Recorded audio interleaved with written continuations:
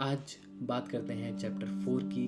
कुरुक्षेत्र युद्ध का मैदान अब तक शांत है, लेकिन श्री कृष्ण के शब्दों में एक आग है जो अर्जुन के डाउट्स खत्म कर रही है। श्री कृष्ण इस चैप्टर में एक रहस्य खोलते हैं जो कि है जन्म, यानी कैसे सही ज्ञान और विजडम हमारे एक्शंस को पवित्र और मीनिंगफुल बनाते। ये ज्ञान हमें अपनी असली स्वरूप तक ले जाते हैं। वर्सेस 1 to 10 का वन है जिसमें श्री कृष्ण अर्जुन से कहते हैं, अर्जुन ये ज्ञान जो मैं तुम्हें दे रहा हूँ ये पुराना है और शाश्वत है।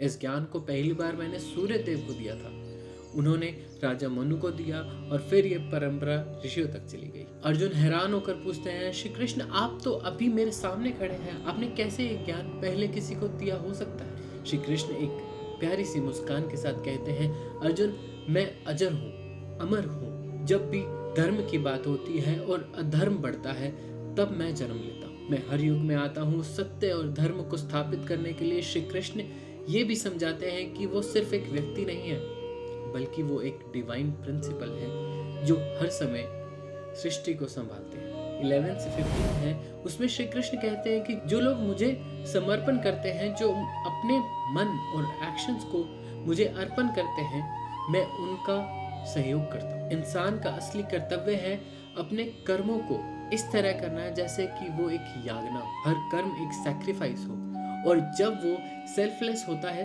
तभी उसका अस पवित्र होता है। श्री कृष्ण ये समझाते हैं कि उनका जन्म भी एक सेल्फिश नहीं है, वो हमेशा संसार के भले के लिए आते हैं और इंसान को यही सिखाते हैं कि अपने कर्मों को कैसे एक हायर पर्पस के लिए यूज किया जाए। पार्ट 3 वर्स 16 से 14 में बताया गया है, श्री कृष्ण कहते हैं कि अर्जुन ज्ञान वो आकाश है जिसमें इंसान अपने कर्मों के फलों से मुक्ति पाता है। अगर तुम्हारे एक्शंस ज्ञान और सेल्फलेस के साथ किए गए हैं तो उनका असर तुम्हें बंधन में नहीं डालता।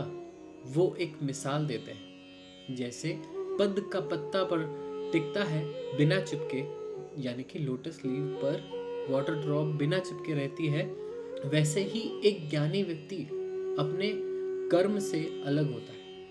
उसका काम सेल्फलेस होता है और वो हमेशा शांत रहता है। श्री कृष्ण समझाते हैं कि ज्ञान सबसे बड़ा यागना है क्योंकि यह इंसान को अंदर से ट्रांसफॉर्म करता है। वर्स 25 से 33 में श्री कृष्ण अर्जुन से कहते हैं, जो इंसान एक गुरु के पास जाता है और श्रद्धा के साथ उनसे सीखता है, सिर्फ उसे ही सही ज्ञान मिलता है। गुरु के चरणों में समर्पण और सेवा से ही इंसान को विजडम मिलता है। श्री कृष्ण समझाते हैं कि एक टीचर के बिना ज्ञान अधूरा है और सही ज्ञान वही है जो तुम्हारे डाउट्स को खत्म करते हैं। वो कहते हैं कि एक ज्ञानी व्यक्ति के अंदर श्रद्धा और तपस्या का अनुपम मेल होता है। जब तुम्हारे मन में ये दोनों चीजें आएंगी तब तुम सच का समर्थन कर पाओगे। पार्ट 5 वर्स 34 से 42 में श्री कृष्ण कहते हैं, अर्जुन इग्नोरेंस एक अंधेरा है जो तुम्हें तुम्हारे असली रूप से दूर करता है। ज्ञान एक मशाल है